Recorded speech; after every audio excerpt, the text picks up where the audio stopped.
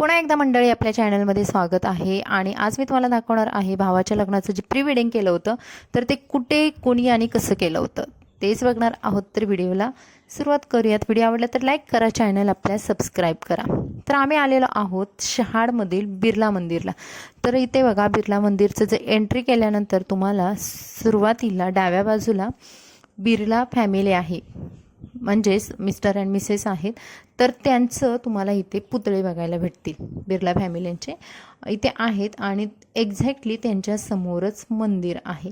आता बघा हे मी तुम्हाला दाखवलेलं आहे पुतळे, त्याच्या समोरचा भाग बघूयात। बाजूचा परिसर सुद्धा खूप रम्य आहे, इथे ग्रीनरी आहे, त्यामुळे उन्हाळ्यामध्ये सुद्धा जरी शूट करायला गेलो आपण तरी सुद्धा खूप छान वाटतं। आणि हे अगदी प्राचीन टाईपमध्ये जशी आपली मंदिर होती अगदी तशा पद्धतीने हे मंदिर बनवलेलं आहे। इथलं शूटिंग आम्हाला जबरदस्त आवडलं आणि साधारणतः 4 ते 5च्या आसपास आम्ही हे शूट चालू केलं होतं। बरं, शूटिंगच्या अगोदर आम्ही कोणतीही तयारी केली नव्हती, कारण माझे मिस्टर, मी आणि माझा भाऊ आणि त्याची जी होणारी वाईफ होती, तर हे वेगवेगळ्या टायमिंगला आम्ही इथे पोचलो आणि त्यानंतर स्टेशनवरून आम्ही इथे ऑटोने आलो।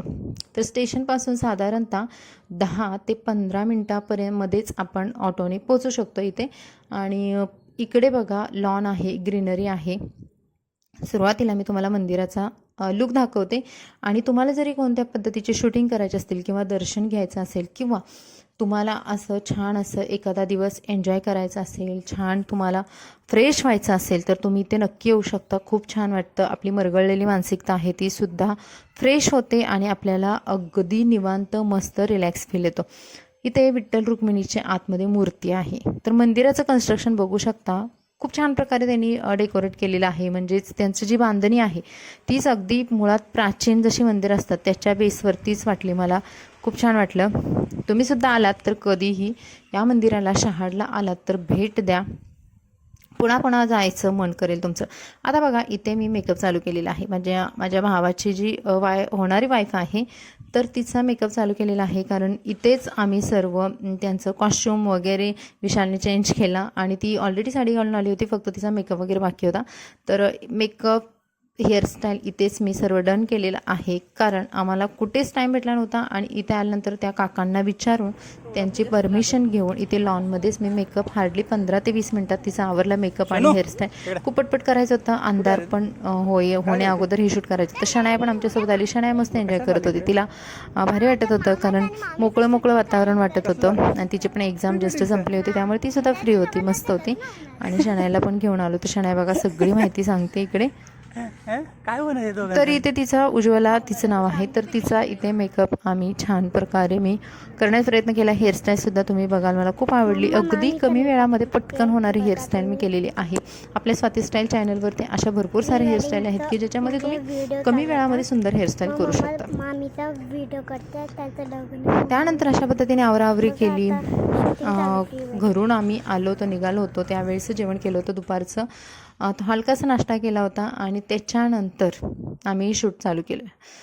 मी आजूबाजूला फक्त उभी होते, पोजेस वगैरे सांगत होते, बाकी सर्व माझे मिस्टर हँडल करत होते। तर रिटेक 2-3 वेळा काही पॉईंटचे किंवा काही शूटचे घ्यावे लागत होते, तर त्यांचे बघा अशा पद्धतीने शूटिंग चालू होतं आणि माझ्या मिस्टरांनी हे अगदी छान प्रकारे केल्याचा रिझल्टसुद्धा मी तुम्हाला दाखवते फायनली हा व्हिडिओ कसा बनलेला आहे।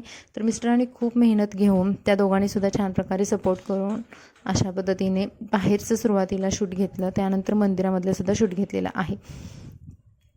मंदिराचा आतमधला भाग आहे तो सुद्धा खूप मोठा आहे, भव्य आहे। आणि इथे मग ऑलरेडी आम्ही नारळ, फुलं वगैरे आणली होती, हळदी कुंकू वगैरे, देवाचं दर्शन घेतलं छान आणि देवाला जे काही आणलेली साधन सामग्री होती म्हणजे फुलं वगैरे, नारळ हे देवाच्या पुढे ठेवला। तर आजूबाजूचं सुद्धा मी मंदिराचा भाग तुम्हाला दाखवते, खूप क्लीन होतं।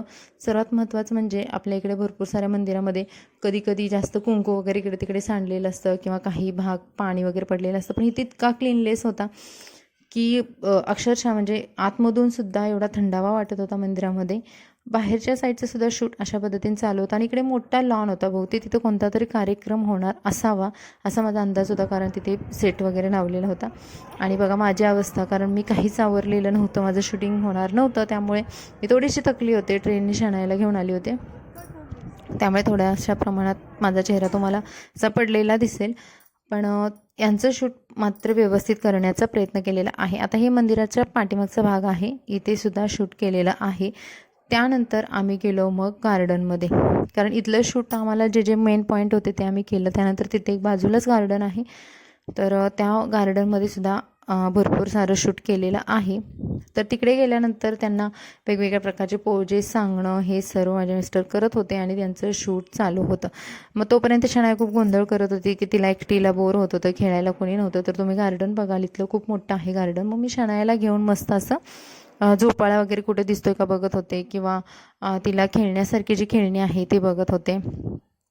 इथे छत्रपती शिवाजी महाराजांचं सुद्धा पुतळा तुम्हाला दिसत असेल, आणि या पुतळ्यांचं पहिल्यांदा मी आणि शनायाने दर्शन घेतलं, महाराजांना नमस्कार केला आणि पुढे गेलो. तर गार्डन खूप मोठं होतं, त्याच्या पाठीमागे सुद्धा भरपूर सारी खेळणी होती, मोठा स्पेस होता. आणि बिर्ला मंदिरला लागूनच अगदी 2 मिनटावरतीच हे गार्डन आहे. इथे बघा, आम्ही इथे पहिल्यांदाच आलो होतो, पण शनायाचे काही फ्रेंड्स ओळखी झाले होते, कारण त्या मंदिरामध्ये पण तेच लोक भेटलेले जी गार्डनमध्ये भेटलेले आहेत. त्यामुळे तिच्या ओळखी झाले. त्यांना बाय शाय करून मस्त आम्ही पुढे निघालो. आम्ही पुढे पुढे जात होतो. उत्सुकता वाटत होती की गार्डन किती मोठं आहे, ह्याच्या पुढे कशा पद्धतीची खेळणी आहे. शनाया पण मस्त एन्जॉय करत होती.